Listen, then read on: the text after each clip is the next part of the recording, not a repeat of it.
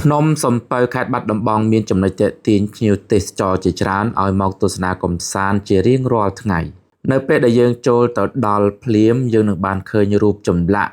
ព្រះពុទ្ធបដិមាដ៏ធំស្កឹមស្កៃជាប់នឹងជញ្ជាំងថ្មដែលជាជញ្ជាំងភ្នំសំពៅព្រះពុទ្ធបដិមានោះគឺមាន3ទម្រង់គឺព្រះពុទ្ធប្រសូតព្រះពុទ្ធត្រាស់ដឹងនិងព្រះពុទ្ធចូលបរិនិព្វានដោយជាងចម្លាក់បានឡើងឆ្លាក់ដោយផ្ទាល់ដៃលើជញ្ជាំងថ្មដ៏ខ្ពស់និងធំស្កឹមស្កៃដែលចំណាយទឹកប្រាក់អស់ប្រមាណជាង$1 លាននឹងរយៈពេលជាង10ឆ្នាំទើបរួចរាល់នៅភាគខាងជើងនៃព្រះពុទ្ធបដិមាមានរូងភ្នំមួយដ៏ធំជ្រៅដែលមានសត្វប្រចៀវរាប់លានក្បាលរស់នៅយ៉ាងសុខសាន្តជារៀងរាល់ថ្ងៃនៅទីនោះហើយពេលរសៀលពួកវាតែងតែហូរកញ្ជ្រៀវនិងនាំគ្នាហោះហើរត្រាច់ចរសពព្រឹកព្រៃដើម្បីរកចំណីអាហារតាំងពី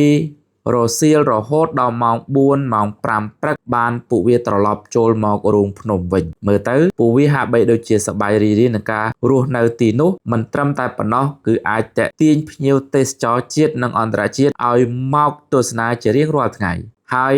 មុននឹងភ្ញៀវទេសចររងចាំទស្សនាសត្វប្រចៀវ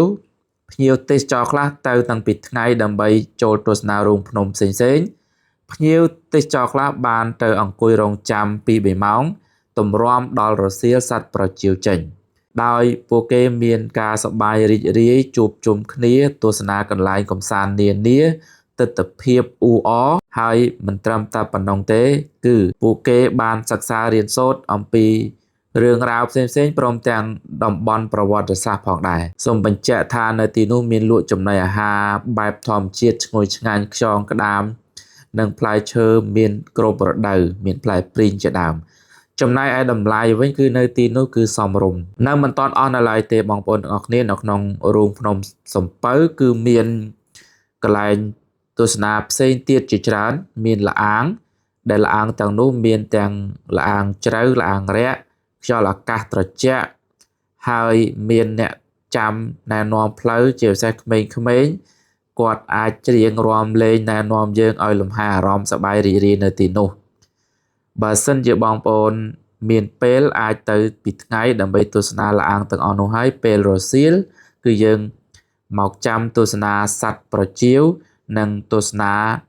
ព្រះពុទ្ធបដិមាដែលនៅជញ្ជាំងភ្នំសំពៅសូមបងប្អូនទាំងអស់គ្នាចូលរួមលើកតម្កើងវិស័យទេសចរនៅប្រទេសកម្ពុជារបស់យើងឲ្យមានការរីកចម្រើន